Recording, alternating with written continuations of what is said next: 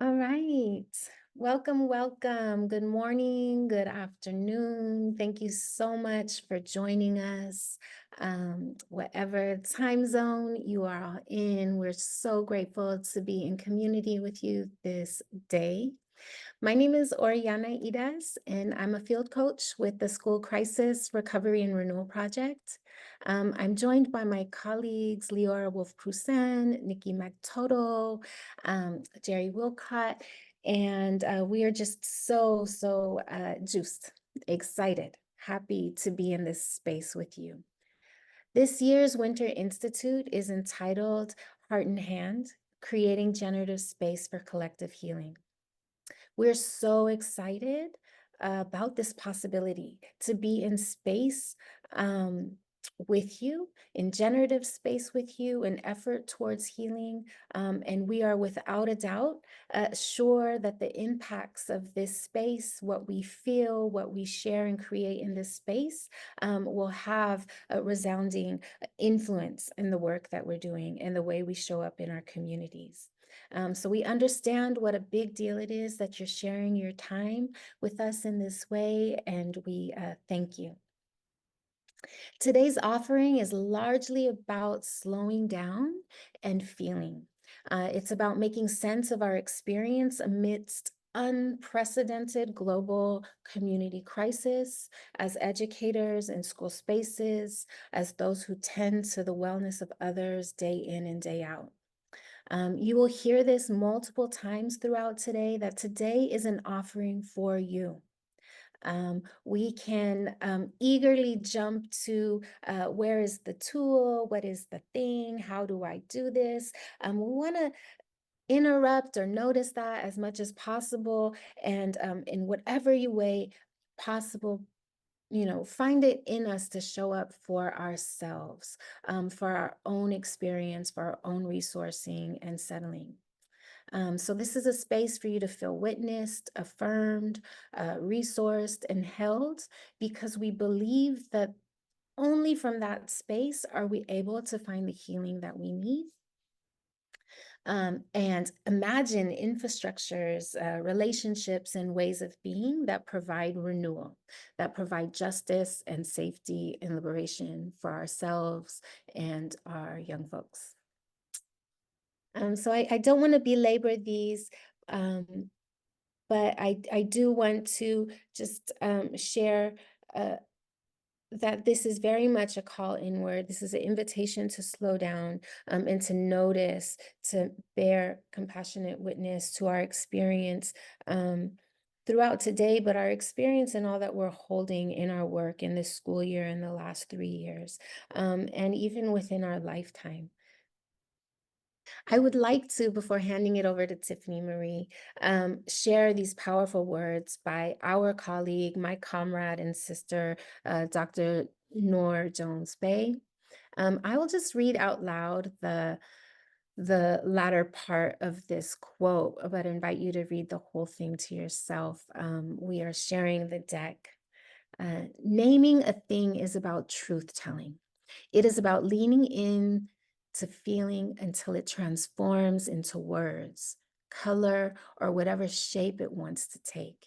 It is about a deep level of self-inquiry that begins the building blocks to a loving friendship with yourself. As a project, we have been thinking about grappling with, exploring, being in conversation regarding attuning, just the incredible healing power of noticing, of witnessing, of sitting with intimately our experience. And I want to acknowledge how difficult for me personally that has been, especially now, given all that we're holding as a world, to sit with the sadness, the overwhelm. We believe so deeply that in naming and noticing and being in collective action with one another, we are able to move to a place of transformation, that we're able to move out of the stuckness or the overwhelm that may set upon us when we do this work in isolation. I am going to invite the incredible Tiffani Marie, a scholar, tenured educator, artist and incredible culture keeper into this space to share her wisdom with us. So thank you so much. And I hand it over to you. Good morning, everyone. Grateful to be here and also, really grounded in sadness and grief that I believe a lot of us are sharing. It was powerful to be a part of the grounding and what it brought to my attention for myself and for many others that I love and care about, how hard it is to stay in touch with ourselves and our bodies and sit with ourselves. I would suggest that's one of the hardest things in life is the ability to learn to sit with oneself. And from the comments and just experiences that I've had with myself, there are so many things that we would rather do than sit with ourselves. Our phones have helped in our distraction from ourselves.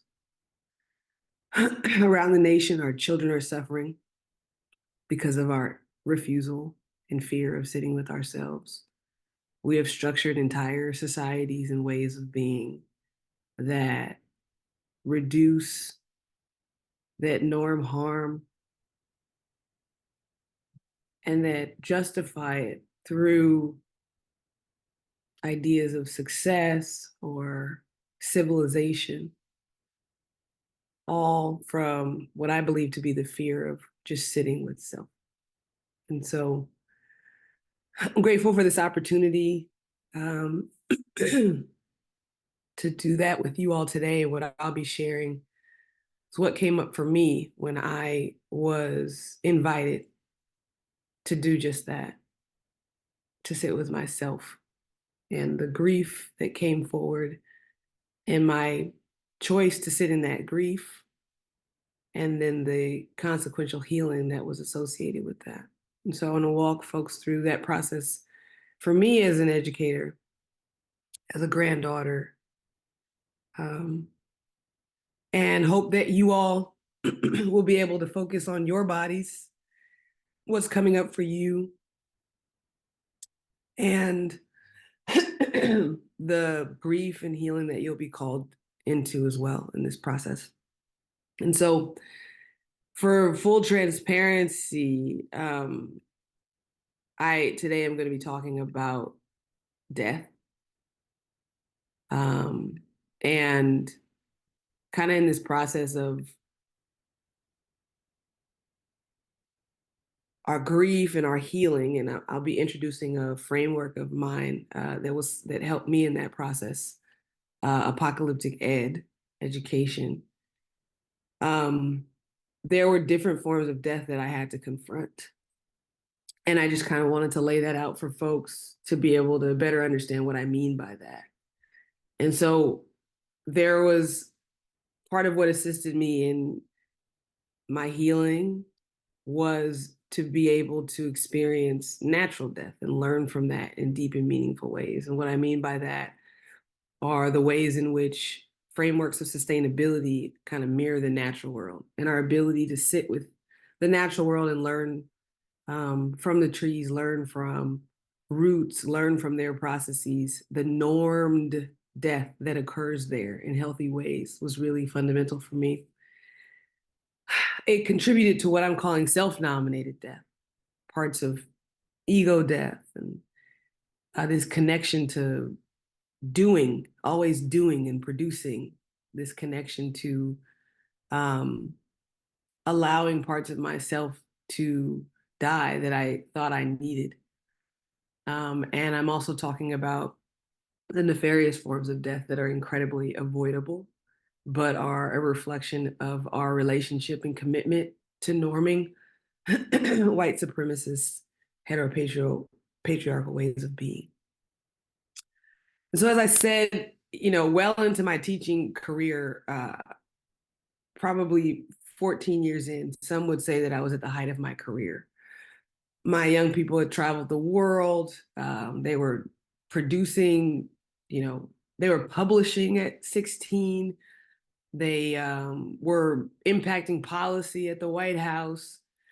And here, this picture that you see here is at a rites of passage ceremony for a cohort that I was working with. And at that time, some would say that the numbers suggested that I was doing amazing work with young people.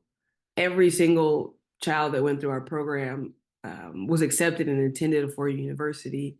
This group had the highest cumulative GPA in the entire school, highest attendance. They were coming to school, and we even used a children's hope score, right? And so this was the ultimate and desirable package that folks would suggest that was necessary in that time. And part of what I was doing was kind of dealing with these ideas of desiring for our young people to be well and to experience the fullness of life. And in a lot of ways, for me, that was reflective of achievement and synonymous with achievement. And some folks have separated the two, right? And so on one side here, you see more schooling that is about GPA, scores, college readiness. And on the other side, we see what we call education. And that's a lot more about wellness and the fullness of one's being. And in a lot of ways, what I was finding is that we were using one variable to inform the other. And so we were doing youth participatory action research, we were doing critical pedagogy, we were engaging in this work as a way to do schooling a lot better. And for us, that's what it meant for young people and myself as well, to be well, and that we were receiving the markings of the academy, of our capitalist society, and using those metrics and measurements as our notions of success. And what was really frightening and what I was finding, particularly from this group, in just 1 year's time, both of these realities were low. Our young people, a substantial amount of them had dropped out of college and were back working in their communities or struggling to find work. And what was even worse for us is that they were internalizing the realities of trying to navigate this settler colonial society as a result of their own lack of. And not, even though we were teaching to have a critical analysis of power, that is not how it came up. And so a lot of things for me in that year particularly shifted drastically. And I was forced to confront a lot of what I had been pushing for at that time over a decade with young people. And really, it came from a text message that I received. And at the time, I was also teaching at UC Berkeley. And so I was doing college as well as high school simultaneously. And 2 minutes, I'll never forget this, 2 minutes before I went up to teach, I'm sorry, not 2 minutes, 20 seconds before I went up to teach, I got a text message on my phone. And I looked down at my phone, and this is what it said. And it was from my brother, who was texting me. And this class, by the way, was on Tuesday, was texting me to tell me that our grandmother had passed away on Sunday. And I looked at that text message and I taught, and I went straight into the lesson. There was no pausing. I had to get through that because that's what I knew to do. And after the lecture, I went immediately to her house and started the process of participating in planning the funeral, right? So there was very little pause. There was very little space and time to just, I could have easily just gone in and told my class what I had just received, right? And sat with that. But that was not at that time in my life, that was not something that was centered. I, at that point, to even be where I was, had learned to be incredibly disconnected from my body, and was norming that practice clearly for my young people as well. And so we fly to my ancestral homelands on Turtle Island, to be very clear, and that's Arkansas. both sides of my family are from Arkansas.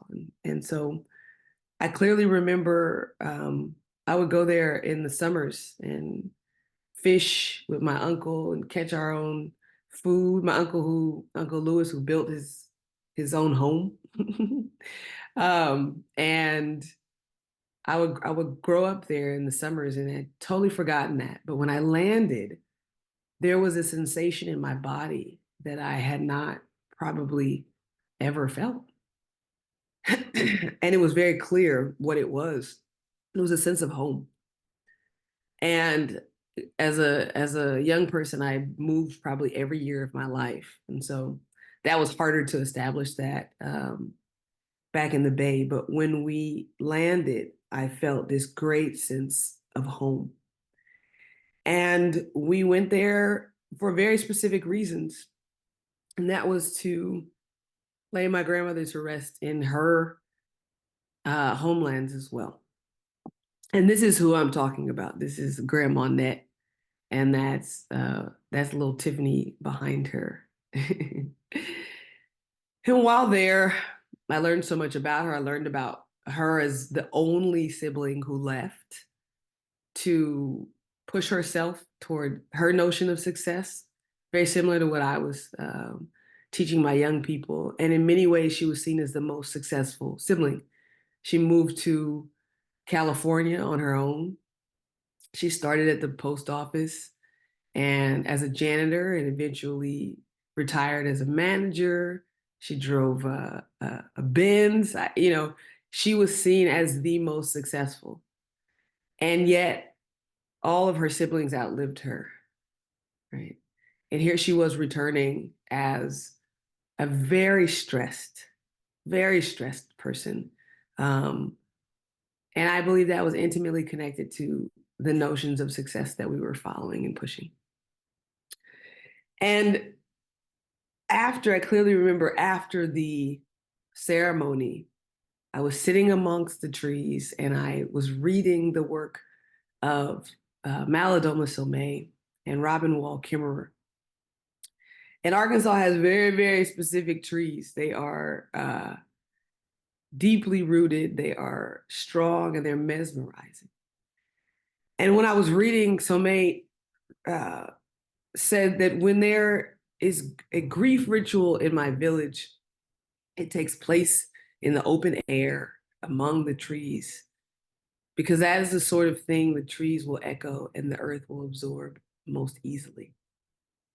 And in that space, in the stillness that I had to sit with all that I had done at that point, I was thinking about the reality that I wanted. Did I want the type of success that my grandmother had? Did I want the type of success that her siblings who stayed and who were grounded in more close to their ancestral ways of being? Did I want that type of success? And it was in that space where I got to rethink my entire practice, and that I said my work was about young people. It was engaged in their wellness, but it was not resulting in their wellness.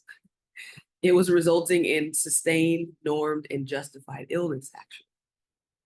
And it was there where I was forced to confront death in very, very particular ways.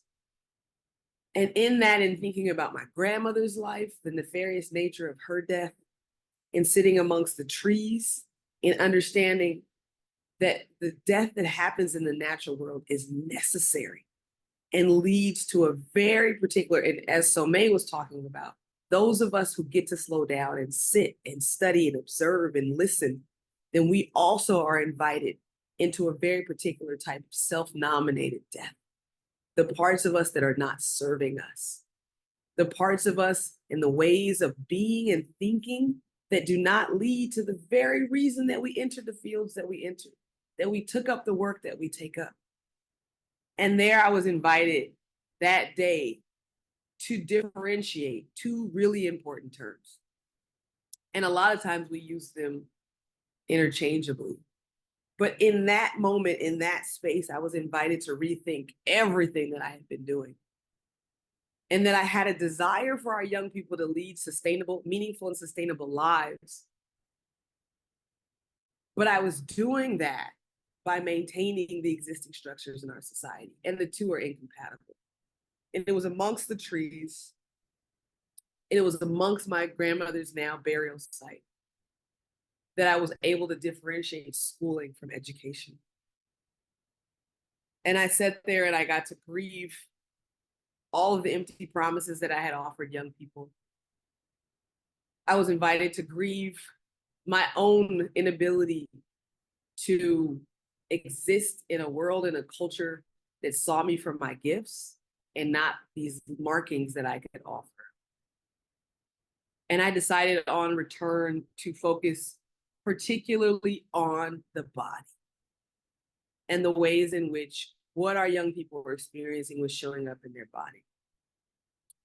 And a lot of times folks in my early careers of teaching, they would gift me succulent plants, and sometimes with no description, but a lot of teachers get succulents, and folks were hinting, particularly for me, that they were gifting me that because it reminded them of the students that I taught. And it really actually reminded them of, while they thought they were using these really grand and profound understandings of succulents, most of us have very little understanding of the sensitivity of succulents. People give those to folks because they believe they're resilient and that they can endure harsh conditions and that they don't require a lot of attention. And they proudly would tell me that, right, in relationship to the young people I was teaching. But I said, but I do believe that the young people I teach in succulents are very similar, and that we have misread them, and that they are incredibly sensitive, and that they require immense nurturing for their sustainability. And so at that time, I began to want to move past the aesthetics of wellness, right? Because what I do know about succulents is a lot of times people like the pink shadings that show up on succulents. And that pink, that beautiful pink, could mean one of two things. It could mean that they are thriving, and it could also mean that they're dying, because there are different types of succulents. And so we had to move beyond the aesthetics of wellness. And in my work, I began to focus on a measurement of stress and aging called telomeres. And they can be likened to the anklets at the end of our shoestrings. They protect our DNA. And that over time, our telomeres shorten, which makes us more susceptible to disease and early death. And I began to look at telomere ratios in young people. And what hopefully you can see on this is in orange, those are the telomere ratios or lengths on the young people that I was working with. And some of them, if you look all the way to the far right, some of our 14-year-olds had telomere ratios and lengths comparable to Black women who were in their 60s who were breast cancer survivors. So at 14, a substantial amount of our young people were embodying the amounts of stress that were equivalent to elders who had survived some of the worst conditions. And so while we had children in front of us with 4.0s who were coming to school every day, who had smiles on their faces, moving beyond the aesthetics of wellness, we were able to see that they actually were dying on the inside. And so we had choices in our practice. And at that time, the study that I was engaged in, it was a blind study. And so we didn't get to know who these young people were. And my colleague, Aaron Dekai, he said, well, what if we just assumed every young person that we were teaching had this compromised state? What would our curriculum look like? What would we be doing? And that year was the beginning of an incredibly disruptive approach of shifting from schooling, which we believed were giving us the results that we saw, toward this process of education. We traveled again with our young people, but this time we went to New Zealand with them. And not about helping to improve their GPA, but here one of our young people is receiving Romi Romi, which is an ancestral Maori practice of releasing trauma from the fascia muscles. Here they are also with a good friend and sister of mine, also in New Zealand, learning weaving, right? Intimate connection between the earth and sustainable ways of being.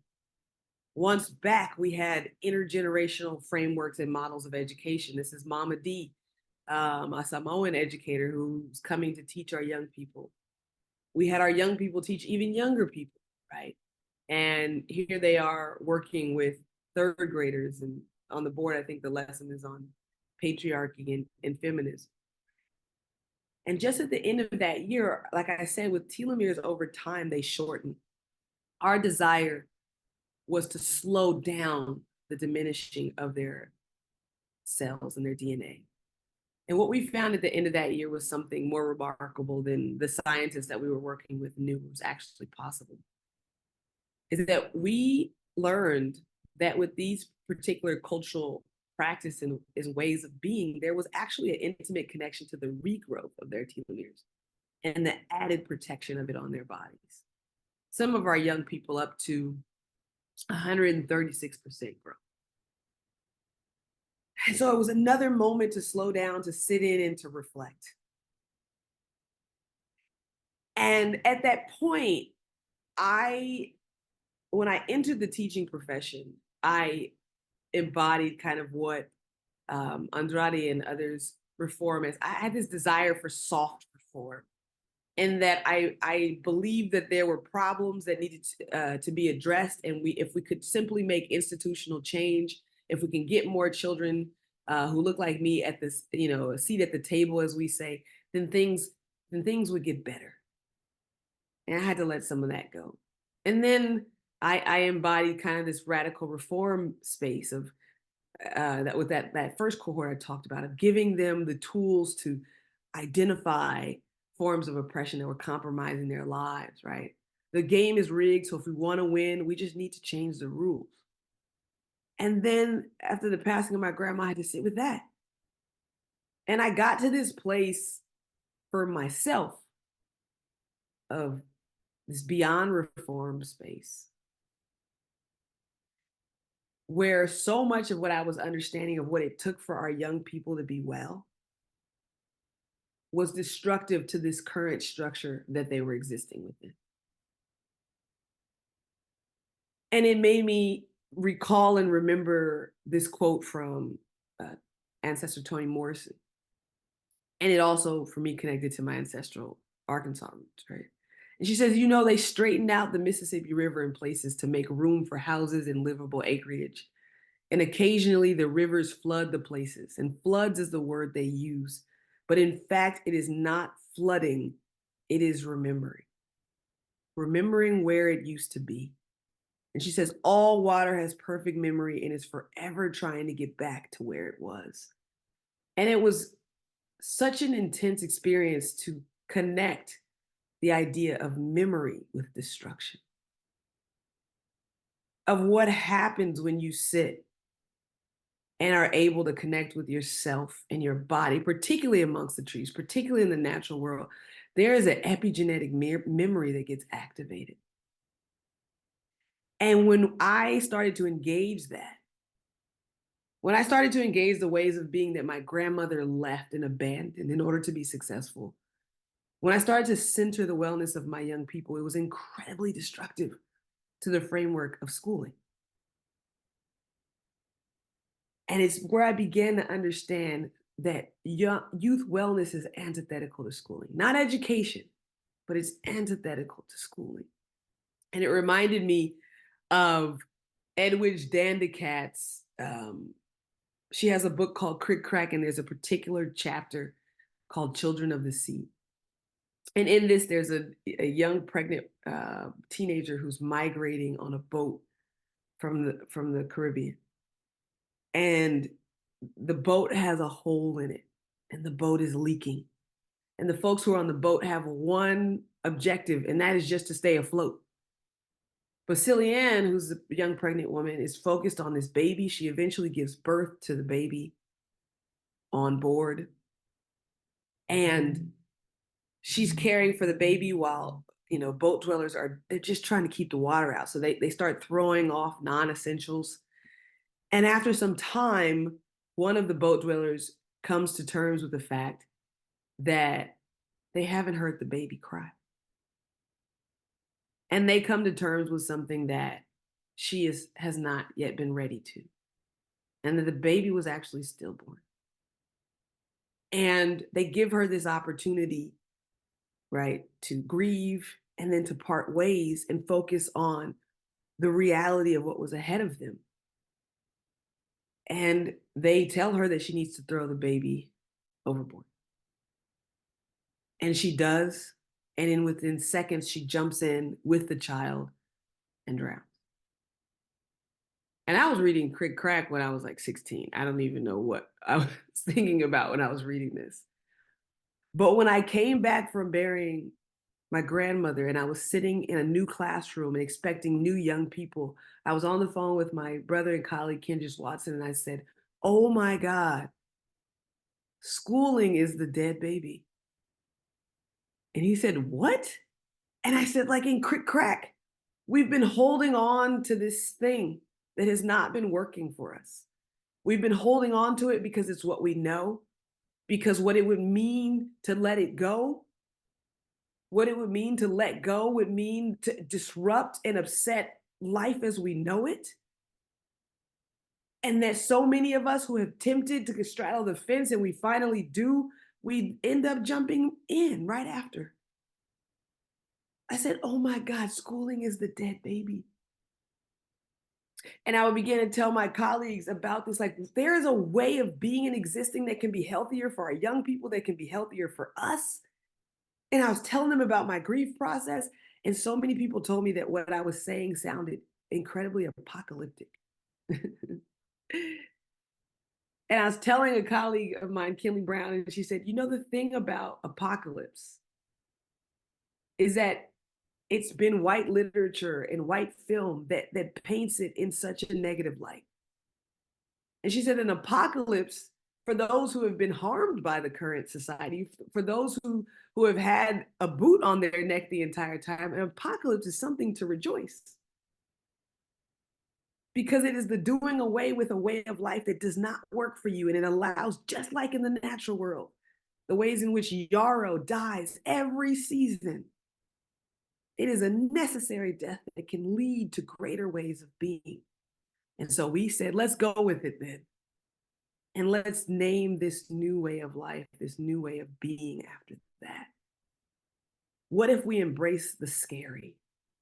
What if we embrace all of the fear that comes up when we just sit and listen to our bodies, and our bodies are saying, you know what, this ain't it. And so we engage what we call an apocalyptic education, which engages in that memory work that Toni Morrison says is destructive. that pushes us and it evokes a very particular critical memory of searching of previously severed knowing ways of being that responsibly ushers us from one world ending to life anew. And I want to play an excerpt from Toni Morrison that continued to push our work.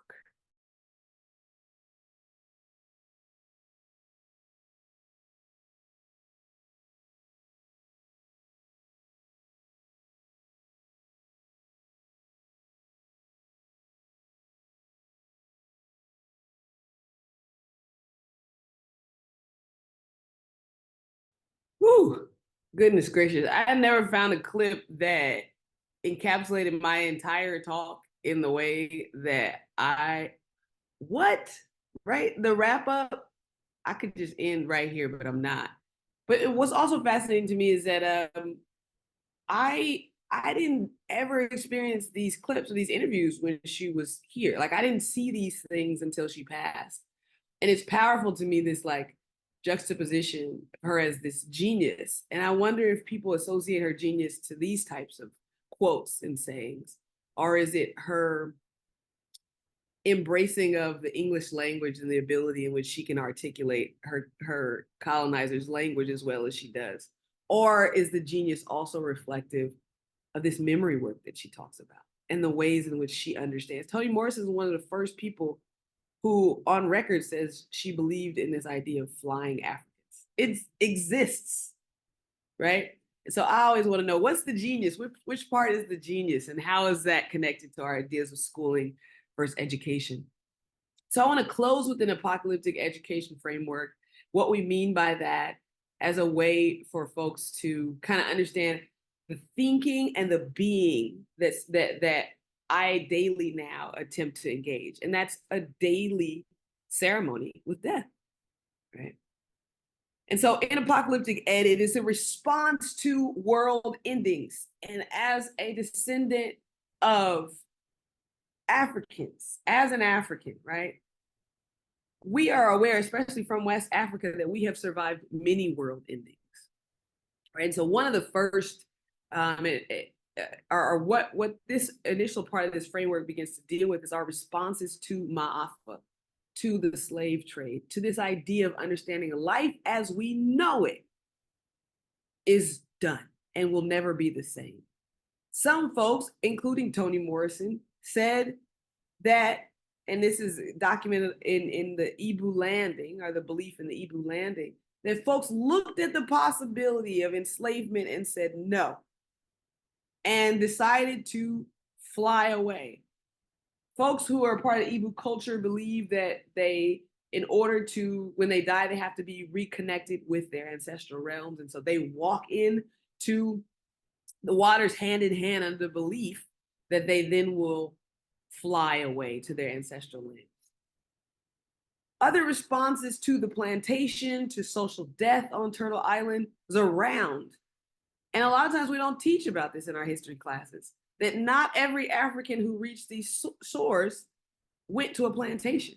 Actually, many created maroon communities where they sustained their cultural ways of being, where they grew their own food, and they actually existed around the plantation. And then there's under, and that sadly what we know a lot about a lot of folks is that their refusal to participate and to engage, they would take their own. And there's a belief that because so many Africans jumped ship, there may be an entire community and way of existing underground. Right? Some people call them mermaids, but this is myth. Don't listen to me. And so in AE, we say, well, okay, if we went over, well, what does that mean? And when we talk about over in apocalyptic ed, we are acknowledging the types of consciousness necessary for our young people to distinguish the living from the dead. A lot of times what we articulate or suggest in this society is that what it means to live abundant lives is to engage in very particular practices that actually lead to our death. This is on the precipice of multiple Black women who were the first of their kind to become university presidents, dying days apart, just dropping dead. This is one day later where I just learned another pivotal Black woman in the field who's reached ultimate success, died by suicide a few days ago, right? The ability to distinguish the living from the dead is an amazing gift. And that consciousness for our young people, what are you pursuing and why? And who told you that that's necessary for your wellness, that that is what it takes for you to be sustained, right? If we know that they existed right around, and so let me actually go back. Part of the visual or the idea behind consciousness is moss. And moss is such a powerful plant flower that grows on top of dead things. And we liken our pedagogical practices, we liken our approaches to the moss that grows on top of dead structures, right? That can implement and engage educational ways of being on top of dead things like schooling. The maroon communities existed around the plantations, and so we think about that in relationship to a knapsack that was found in early 18th century, where an ancestor left a knapsack full of the things that would sustain their future generation: pictures, hair, pecans, right? And we liken that to the gathering and practicing of cultural medicines passed on from ancestors and elders, the language, the story, the ceremony, I always argue with or discuss with teachers after 17 years of teaching or 12 years of going through schools, what do our young people have in their knapsacks? After over a decade of time with you in these places, what do they have? What are we giving them that they can reach back into as a way to sustain themselves? And then finally, the submersive acts that happen, we connect to going under, right? And we liken this to the okra that many of my ancestors they braided okra seeds into their hair. It was an act of love that they poured into each other. If we know we are going to be confronted with this world ending, here is a type of love that is going to help you, an interconnection that's going to help you to survive and make it from one world to the next. The braiding, the love that's connected to our sustainability. And for us, we see that as the ongoing development of the sacred relationships with self, others, and the land. One thing that I read from Robin Wall Kimmerer was that it's one thing for us to say that we love the land. It's a completely different thing for the land to say that it loves us. And so thank you so much. And I'm hoping that we can chop it up a little bit, or if there's questions that I might be able to quickly answer. But thank you.